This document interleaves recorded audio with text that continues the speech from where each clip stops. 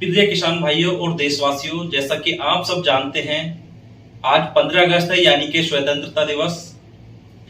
अंग्रेजों से गुलामी के बाद आजादी पाने के लिए हमारे देश के कद्दावर नेताओं ने, महात्मा गांधी जी ने, भगत सिंह जी ने अपने प्राण त्याग कर देश को आजादी दिलाई।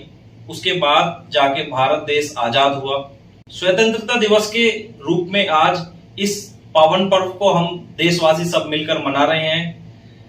लेकिन अब हमें जरूरत है एक और चीज से देश को आजादी दिलाने की। एक ऐसी चीज जो हमारे किसानों की फसलों को पूरी तरह जड़ से नष्ट कर देती है, जिसका नाम है दीमक। दीमक एक ऐसा जीव है जो हमारी फसलों को, हमारी इमारतों को, हमारे घर में रखी अलमारियों को, किचन को, हमारी किताबों को, महंगे फर्नीचर को, सभी को अंदर ही अंदर खोखला करके खत्म कर देती है। और इसका आक्रमण इतना बढ़ जाता है कि हमारी पूरी की पूरी जमा पूंजी इससे खत्म हो जाती है, हमारी पूरी फसलें खत्म हो जाती हैं। तो इसके कंट्रोल के बारे में इस वीडियो में हम बात करेंगे। तो घर से दीमक को कैसे कंट्रोल करें, इसके टॉपिक पर मैं एक वीडियो आपसे पहले बना चुका हूं, आप उस वीडियो को देख सकते हैं। इस वीडियो में हम स्पेशली बात करेंगे कि किसानों की जो फसल होती है उसमें सभी तरह की फसल आती हैं A to Z, जो हमारी दीमक जिन फसलों पर आक्रमण करती है उसको हम दीमक को कैसे, अपनी फसलों को दीमक से बचाएं, कैसे दीमक का खात्मा करें, दीमक किस तरह की फसलों में अधिक आक्रमण करती है, किस तरह की जमीन में ज्यादा आक्रमण करती है और क्यों करती है, इन सब के बारे में इस वीडियो में डिस्कस करने वाले हैं। तो जो भी किसान मित्र हमारे चैनल पर नए हैं वो चैनल को सब्सक्राइब करें, और जिन भाइयों ने पिछली वीडियो नहीं देखी है उसका लिंक भी मैंने डिस्क्रिप्शन में दे दिया है, आप उस वीडियो को भी देख सकते हैं। तो चलिए हम इस वीडियो को शुरू करते हैं, बिना स्किप करे लास्ट तक वीडियो को देखते रहिए। चलिए शुरू करते हैं। इस वीडियो में हम जानेंगे दीमक के बारे में कि दीमक हमारी फसलों को किस तरह से नुकसान पहुंचाता है और हम इससे कैसे छुटकारा पा सकते हैं। तो कृषि से संबंधित ये वीडियो हमारी दीमक को कंट्रोल करने के लिए बनाई गई है। तो दीमक जो है, दीमक एक सामाजिक प्राणी है जिसका एक सुव्यवस्थित योजनाबद्ध जीवन चक्र पाया जाता है। ये एक सामाजिक प्राणी है, पूरा एक समाज बना करके रहता है। ये वर्षा के समय में कृषकों की फसल में अत्यधिक क्षति पहुंचाता है। जो हमारी फसलें होती हैं उनमें बरसात के मौसम में सबसे ज़्यादा नुकसान करता है। इनका प्रकोप बुवाई से लेकर कटाई और संग्रहण जब हम इकट्ठा करते हैं तब तक इसका प्रकोप हमारी फसलों में और हमारे अनाज में बना रहता है। बात करते हैं हम सबसे पहले दीमक के जीवन चक्र की। दीमक का लाइफ साइकिल क्या होता है उसका जानेंगे, उसके बाद हम उसके क्या क्या हमें नुकसान पहुंचाते हैं और कैसे उसको कंट्रोल करेंगे उसके बारे में जानेंगे। दीमक संगठित कॉलोनी में निवास करती है। जो एक सोसाइटी ये बनाते हैं उसमें ये रहते हैं, जिससे राजा रानी क्रियाशील, मजदूर व सिपाही भिन्न भिन्न कार्य संपन्न ये करते रहते हैं। रानी अंडे देने का कार्य करती है। जो दीमक रानी होती है वो अंडे देने का कार्य करती है। ये अंडे एक विशेष कक्ष में बच्चे तैयार करने के लिए रखे जाते हैं। इन अंडों से निकले बच्चे प्रौढ़ दीमक की तरह छोटे छोटे होते हैं, जो निकलने के तुरंत बाद अपना भोजन स्वयं एकत्रित करना प्रारंभ कर देते हैं। भूमि में दूर तक जाने के लिए दीमक जमीन के अंदर सुरंग बना लेती है। कभी कभी कच्चे टीले बनाकर ये उसमें आवास बनाती हैं। वहाँ पर एक उनको मंड भी बोलते हैं, उनका निर्माण करके उनमें रहती हैं। इनके आवासों में जो है एक बिल्कुल समाज की तरह घर बने हुए होते हैं। राजा रानी के लिए अलग कक्ष बने हुए होते हैं जिसमें वे अंडे देते हैं, वो उनके सबसे नज़दीक के कक्ष बने हुए होते हैं। वहीं भोजन उत्पन्न करने के लिए एक बाग बना होता है। सामाजिक कीट है, जो समाज में जैसे हम लोग इंसान रहते हैं, अलग अलग तरह की हम फैसिलिटी अपने लिए रखते हैं, उसी तरह सेम दीमक भी ऐसी ही रहती है।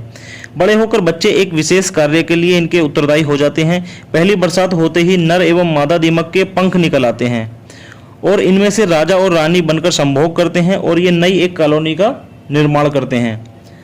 रानी सबसे पहले 10 से लेकर 130 तक अंडे देती है, जो सिपाही व मजदूर बनते हैं। जो पहली बार में ये अंडे देती है उनसे सिपाही और मजदूर बनते हैं। बाद में दूसरी तरह की दीमकें जन्म लेना शुरू कर देती हैं। चलिए अब बात करेंगे नुकसान के क्या लक्षण हैं, इसके नुकसान कैसे कैसे हमारे फसलों में होते हैं। दीमक के द्वारा फसल की बुवाई से लेकर कटाई तक अलग अलग तरह के फसलों में अलग अलग समय पर विभिन्न प्रकार के नुकसान पहुंचाए जाते हैं। इनके नुकसान की तीव्रता सिंचाई की उपलब्धता, पूर्व में ली गई फसल की प्रकृति एवं फसल उत्पादन के दौरान की जाने वाली कृषि क्रियाओं पर निर्भर करती है। सामान्यतः दीमक द्वारा पहुंचाई जाने वाली क्षति बहुत ज़्यादा है, उसके बारे में हम बात कर लेते हैं। इसके द्वारा बुवाई के तुरंत बाद बीज को खराब कर दिया जाता है। जब हम खेत में बुवाई कर देते हैं उसके बाद बीज को खराब कर दिया जाता है, जिसके बाद अंकुरण नहीं होता है और हमारे पौधों की संख्या से हम वंचित रह जाते हैं। सफल अंकुरण के बाद पौधों की जड़ों को काट देती है।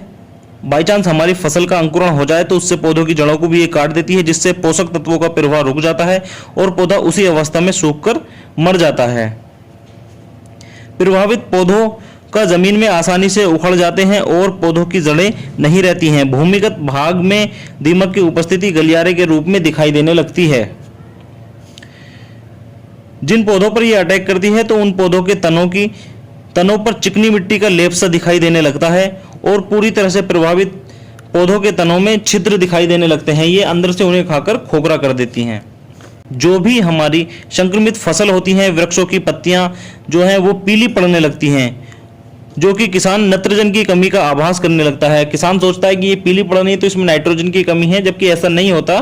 कई बार दीमक के लगने से भी फसल हमारी पीली पड़ जाती है और किसान अनजाने में आकर क्या है उसमें रासायनिक खाद डालता है, जिससे दीमक का प्रकोप और ज़्यादा बढ़ जाता है।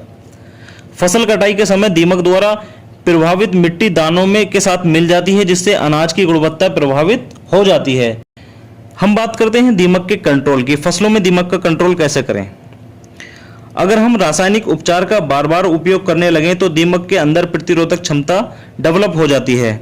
साथ ही अगर बार बार रसायनों का उपयोग करने से हमारा वातावरण प्रदूषित हो जाता है और उत्पादन लागत में अप्रत्याशित वृद्धि होने लगती है।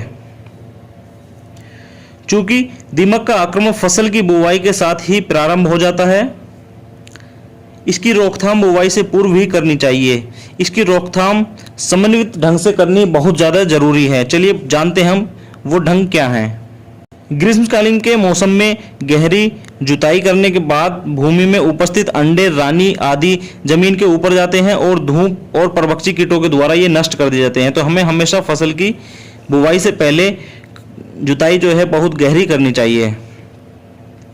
दूसरा होता है जब गर्मी के मौसम में जुताई के समय पड़े हुए पूर्ववर्ती फसल अवशेष नीचे दब जाते हैं और नष्ट हो जाते हैं, जिससे दीमक पैदा होने की गुंजाइश कम हो जाती है। फसल बुवाई से पहले अंतिम जुताई के समय भूमि में 25 किलोग्राम लिंडेन या BHC पाउडर को अच्छी तरह से मिला दें। कठिनता से अवघटित होने वाली फसल अवशेषों को इकट्ठा करके जला दें, जिससे हमारी दीमक पूरी तरह वहां से नष्ट हो जाएगी।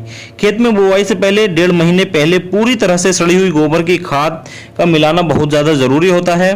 बीज की बुवाई से पहले बीजों को क्लोरीपाइरिफॉस 40 EC या 4 ml प्रति किलो बीज या थायोमोक्साम 70 WS द्वारा 0.7 ग्राम सक्रिय तत्व प्रति किलो बीज की दर से उपचारित कर सकते हैं। इसके अलावा बीज को बुवाई से पहले मोटराइजम से उपचारित भी करना वो भी लाभदायक रहता है। खड़ी फसल में दीमक का प्रकोप अगर दिखाई दे रहा है तो रसायन जैसे कि लिंडेन 0.0% या 40 EC क्लोरीपाइरिफॉस की आवश्यक पानी में मिलाकर उसका हम छिड़काव कर दें, ड्रेचिंग कर दें या पानी नाली में बूंद बूंद करके छोड़ सकते हैं। इसके साथ साथ हम क्लोरीपाइरिफॉस की मात्रा 50 किलोग्राम मिट्टी में मिलाकर खेत में छिड़काव ऊपर से सिंचाई भी कर सकते हैं। खेत में छिड़काव करके ऊपर से सिंचाई करते हैं, इससे भी हमारे दीमक को कंट्रोल किया जा सकता है। खेत में सिंचाई के समय मिट्टी का तेल भी हम इस्तेमाल कर सकते हैं, इससे भी दीमक को काफी कंट्रोल कर सकते हैं।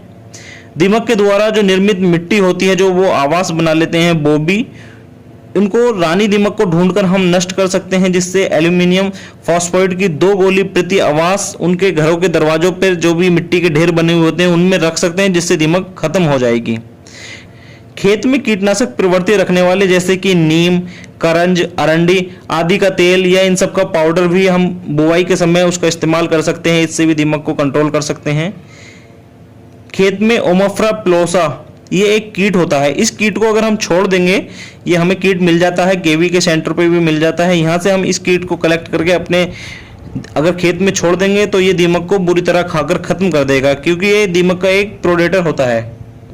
उम्मीद करता हूँ आपको ये सारी जानकारियाँ बहुत ज़्यादा लाभदायक लगी होंगी और आपको इनको अपने खेत में इस्तेमाल करना चाहिए। इस वीडियो से काफ़ी आपको मुझे उम्मीद है कि हेल्प मिली होगी। इसी तरह की वीडियो देखने के लिए हमारे चैनल से जुड़े रहें और हमारे साथ बने रहें। तब तक के लिए धन्यवाद।